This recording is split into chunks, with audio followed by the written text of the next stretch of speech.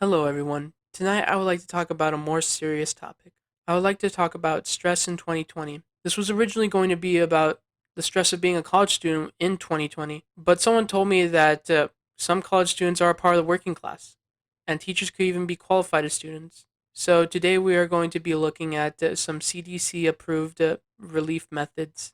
Now, let's take a step outside of the basement and go into the warm environment to better relax and concentrate on my message. I'll even play some soothing music so you could sit back, relax as I present the readings and information. Now, why are we feeling this way? Why are we feeling all this stress? And why is it different from all the other years? It's because we're in a pandemic and it's affected us on a global scale.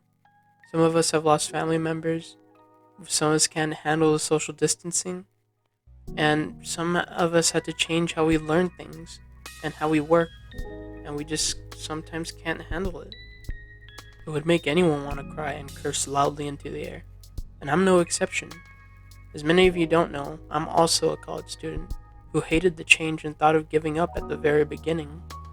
I even begged my family to just practically let me throw my future away because this specific year looked so unbeatable.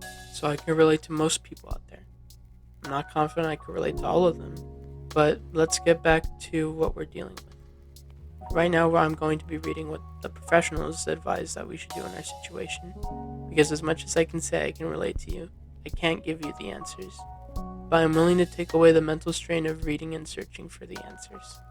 Okay, so let's get started.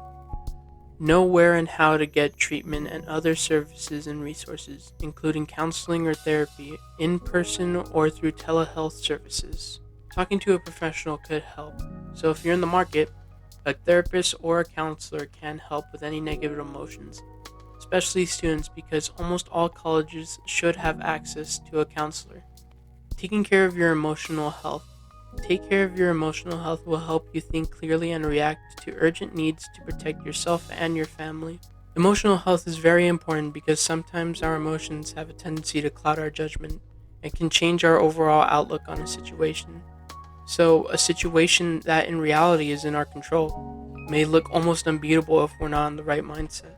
Take breaks from watching, reading, or listening to news stories, including those on social media. Hearing about the pandemic repeatedly can be very upsetting. The pandemic has left us searching for outlets to fill in our time, and a lot of those outlets are online. So sometimes we might find ourselves on social media most of the time, seeing the latest news updates, and most of those news updates are about the pandemic, which worry and upset us a lot of the time. So taking some time for our minds to heal from all the upsetting information could do us some good. Take care of your body. Take deep breaths, stretch, or meditate. Try to eat healthy, well-balanced meals. Exercise regularly, get plenty of sleep, avoid excessive alcohol and drug usage. All of these little things can build up and possibly help you relieve more stress, or increase your activity in order to finish more work, thus giving you more time. As for the alcohol usage, there's a following article on the CDC that says that in a pandemic, alcohol does more harm than good, since it weakens your body's ability to fight infections. Make time to unwind. Try to do some other activities you enjoy. Sometimes we feel like we don't have enough time for a break, but sometimes we just need that little extra time to recollect our thoughts. And as long as we're using that time towards recovering our minds, it's time well spent, since we'll probably be more productive saving more time. Connect with others. Talk with people you trust about your concerns and how you are feeling. Just because we're social distancing doesn't mean that we're socially unable to connect.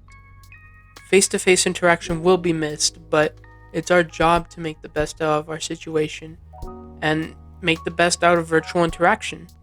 You can still have fun with a variety of games and other activities, just if and only if you open your mind just a little. Well, I guess that's all the CDC has to offer. There were two extra tips, but they kind of repeated the same thing, except for the first tip. The first tip was just tips, just in case you're feeling a little bit ill, and the precautions that you need to take if you were to ever get sick. I hope these tips help you as much as they helped me. Whether you're a worker, student, or working student, I hope at least one of these tips resonated with you, because professionals made these guidelines to help you out in this specific situation. I hope all of you continue to succeed. If you have your own stress relief methods that possibly work better, I encourage you to discuss them in the comments section down below. I will be leaving a link to the stress relief methods down below, just in case you want to take a look at them for yourself, and just in case I didn't do a good enough job. Thank you, and goodbye.